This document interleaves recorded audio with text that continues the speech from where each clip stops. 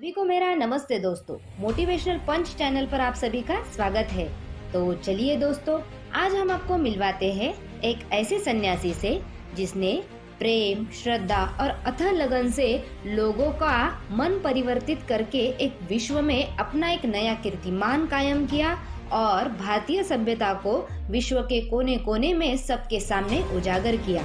उनका नाम है अभय चरण राविंद भक्ति वेदांत स्वामी प्रभुपाद, जिनको इस्कॉन मंदिर के संस्थापक के रूप में भी जाना जाता है। आज जानेंगे कि कैसे इन्होंने अकेले पूरे विश्व में अपने ज्ञान को फैलाकर लोगों को नई जिंदगी एवं प्रेरणा दी और लोगों के जीवन से अंधकार निकालकर ज्ञान का प्रकाश भर दिया।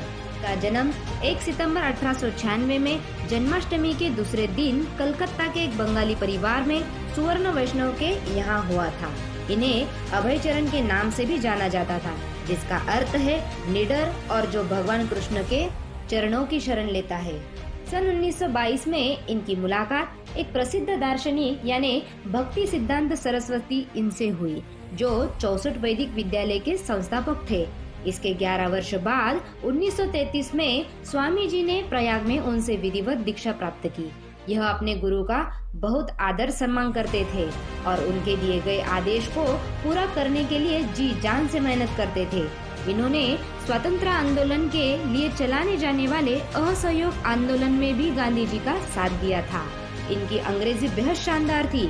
उनके गुरु ने उनको एक आदेश दिया, तुम्हारा शास्त्र में मन लगता है और अंग्रेजी भी तुम्हारी बहुत अच्छी है। मेरे लिए एक काम करो, तुम भगवत गीता के ज्ञान को अंग्रेजी भाषा में पूरे दुनिया तक पहुंचाओ, क्योंकि हमारे शास्त्रों को दुनिया में कोई नहीं लेकर जा रहा। दुनिया की किताबें हमारे देश में आ रही है। प्रभुपाद ने उनके आदेश को अपना परम ध्येय माना। गुरुमुख पद्म वाक्य चित्तेत कोर्या ऐक्य, यानी गुरु के मुख से निकले हुए वाक्य को चित्त के साथ एक कर लो। फिर उन्होंने अंग्रेजी में भगवत गीता को लिखना शुरू कर दिया। उस जमाने में कंप्यूटर लैपटॉप नहीं होते थे, फिर भी वो हाथ से लिखते थे। वे कई साल वृंदावन में रहे, भगवत गीता लिखी, पर इनका ध्यान हमेशा से ही अमेरिका देश के न्यूयॉर्क सिटी पर लगा रहता। फिर आखिरकार उन्हें वहां जाने का मौका मिल ही गया। 70 साल की उम्र में 32 दिन की यात्रा का इनका यह सुनहरा सफर शुरू हुआ, लेकिन इस सफर के दौरान उन्हें 2 बार हार्ट अटैक भी आ गया। उनके पास कुछ $7 ही थे और साथ में कुछ किताबें थे। वहाँ उन्हें कोई नहीं जानता था, पर वे अच्छे से जानते थे, मैं अकेला हूँ और मैं सब कुछ नहीं कर सकता। मैं सब कुछ नहीं कर सकता, इसका मतलब ये थोड़ी है कि मैं कुछ भी नहीं कर सकता।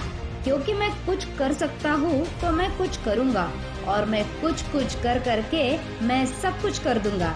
आखिरकार स्वामी Prabhupada ji टॉम्किंस square park New York में पहुँच गए। पर तब उस समय सन 1965 में यूएस वियतनाम में वॉर चल रहा था और वॉर के कारण वहाँ हिप्पीज आ गए थे। हिप्पीज यानी वे लोग जो बेहद नशा करते थे, 2-2, 4-4 महीने तक नहाते नहीं थे, सड़क पर घूमते रहते। हिप्पीज से अमेरिका सरकार भी बेहद परेशान थी, क्योंकि हिप्पीज उस समय कुछ भी करते थे। तब स्वामी प्रभुपाद के दिमाग में यह बात आई कि हिप्पीज के साथ ही अपने कार्य की शुरुआत की जा सकती है। उन्होंने हिप्पीज को सही दिशा दिखाने का जिम्मा उठा लिया। धीरे धीरे हिप्पीज के साथ बैठकर कीर्तन करना शुरू कर दिया, पर हिप्पीज उनकी सुनते ही नहीं थे।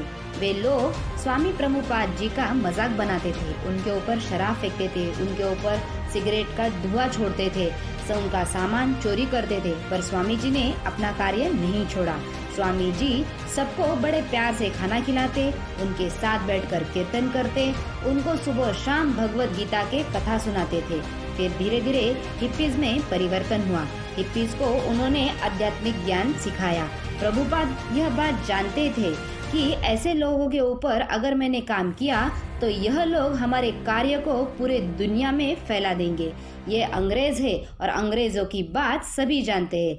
इस सबसे कठिन मुद्दे को प्रभुपाद जी ने बड़े लगन से सफल कर दिखाया। इसके बाद अमेरिका सरकार ने इनका धन्यवाद किया और कहा, आपने सभी हिप्पीज को लोगों का नशा छुड़वा दिया, वे सारे हिप्पी अब हैप्पी बन गए हैं। प्रभुपाद जी ने उन सब में इतना विश्वास डाला और सभी को दुनिया के अलग अलग कोने में भगवत गीता सिखाने के लिए कहा। प्रभुपाद जी ने 5.5 करोड़ किताबें पूरी दुनिया के अंदर बांटी। किताबें बेचकर उन्होंने कुछ फंड भी रेज किया।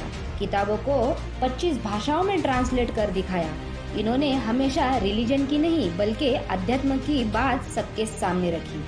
जब अल्फ्रेड फोर्ड उनके सामने आए तो स्वामी प्रभुपाद जी ने उनसे पूछा, हेनरी फोर्ड कहाँ है? तब अल्फ्रेड फोर्ड को समझ आया दुनिया में इंसान कुछ ही समय का मेहमान है, और उसी समय उन्होंने स्वामी जी से कहा, मुझे भगवत गीता का ज्ञान दीजिए। स्वामी प्रभुपाद जी एक ऐसे सन्यासी थे जिनके कारण दुनिया के हजारों मंदिरों में भगवत गीता सिखाई जा रही है। पाकिस्तान में इस्कॉन के 12 मंदिर है जहां आज भी भगवत गीता सिखाई जाती है। उनके जो शिष्य दुनिया के कोने कोने में फैल चुके थे, उनके मार्गदर्शन के लिए उस समय मोबाइल फोन नहीं हुआ करते थे। तब वे अपने शिष्यों को लेटर लिखा करते थे। तकरीबन 10,000 से ज्यादा लेटर उन्होंने अपने शिष्यों के लिए लिखे। बाद में स्वामी प्रभुपाद जी ने डिक्टाफोन यूज करना शुरू कर दिया। उस समय वह डिक्टाफोन में रिकॉर्ड करते और अपना ज्ञान अपने शिष्यों तक पहुंचाते। बीटल्स जो उस समय बेहद प्रसिद्ध थे, बीटल्स के जॉर्ज हैरिसन ने अपने 60 एकड़ के फार्म को श्री स्वामी प्रभुपाद जी को डोनेट कर दिया और अपने रॉक बैंड के साथ वे कीर्तन करने लगे। स्वामी प्रभुपाद जी यह बात जानते थे कि उनके पास समय बेहद कम है। 24 घंटे में से 22 घंटे वे सेवा करते और केवल 2 ही घंटे आराम करते थे। रोज सुबह वॉक पर अपने शिष्यों के साथ जाते, शिष्य उनकी बात रिकॉर्ड करते थे। इतना सा भी समय वे नष्ट नहीं करते थे। स्वामी प्रभुपाद जी का प्रेम एक समुद्र की तरह था। उनके मन में बेहद करुणा थी। जब वे अपने शिष्यों को लेकर जगन्नाथपुरी के रथ यात्रा के लिए निकले, तब वहां मंदिर के अंदर अंग्रेजों को आना मना है ऐसा कहा। तब प्रभुपाद जी ने कहा, अगर आप हमें अंदर प्रवेश नहीं करने देंगे तो मैं जगन्नाथ जी को पूरे दुनिया में ले जाऊंगा। और वहां से पूरे दुनिया में रथ यात्रा शुरू हो गई। यहाँ पर वे रुके नहीं, उन्होंने आगे world's largest vegetarian food relief programme शुरू किया, जिसका नाम फूड फॉर लाइफ है। दुनिया भर में हजारों मंदिरों के अंदर फ्री में रोज खाना बांटा जाता है। भारत में मिड डे मील स्कीम को भी उन्होंने एक्वायर कर लिया था। उन्होंने कभी अपने आप को पॉपुलराइज्ड नहीं किया, कभी भी अपनी तारीफ नहीं करी और बिना प्रमोशन के किसी को प्रमोट भी नहीं किया। स्टीव जॉब के बारे में आप सभी जानते ही हैं और उनके स्टैनफोर्ड यूनिवर्सिटी भाषण में उन्होंने कहा था, मेरे पास एक समय का खाना खाने के लिए भी पैसे नहीं थे। उस एक समय का खाना खाने के लिए 7 मील पैदल चलकर हरे कृष्णा मूवमेंट पर मुफ्त का खाना खाने के लिए मैं जाया करता था। आज स्वामी प्रभुपाद के कारण सेटन हॉल यूनिवर्सिटी के अंदर भगवत गीता को कंपलसरी कर दिया गया है। हरे कृष्णा मूवमेंट से सन 2020 से कैम्ब्रिज यूनिवर्सिटी में भगवत गीता की किताबें कंपलसरी कर दी गई है, क्योंकि भगवत गीता हमें values, morality, character, ethics, principle देगी। इसके कारण मनुष्य के विचार अधिक मजबूत बनेंगे। इसीलिए इन सभी यूनिवर्सिटी में भगवत गीता को कंपलसरी कर दिया गया है। सन 1977 में जब उनका जाने का समय आया, तब भी वे बिस्तर पर लेटे हुए भगवत गीता को ट्रांसलेट कर रहे थे। आखिरकार वे हमें सबको अलविदा कह गए। ऐसे अद्भुत व्यक्तिमत्व आदरणीय अभय चरण विंद भक्ति वेदांत स्वामी प्रभुपाद जी को हमारा शतशः प्रणाम। सपने, संघर्ष और सफलता, ऐसे ही सपनों को सफलता में परिवर्तित करने के लिए जीवन में हमें कई सारे संघर्ष करने होते हैं। तो दोस्तों, हम उम्मीद करते हैं आप सभी को यह वीडियो पसंद आया होगा। हम आपको ऐसे ही प्रेरित करने वाले किस्से आपके सामने लाते रहेंगे। आपका समय हमारे लिए बहुमूल्य है। धन्यवाद। जय हिंद।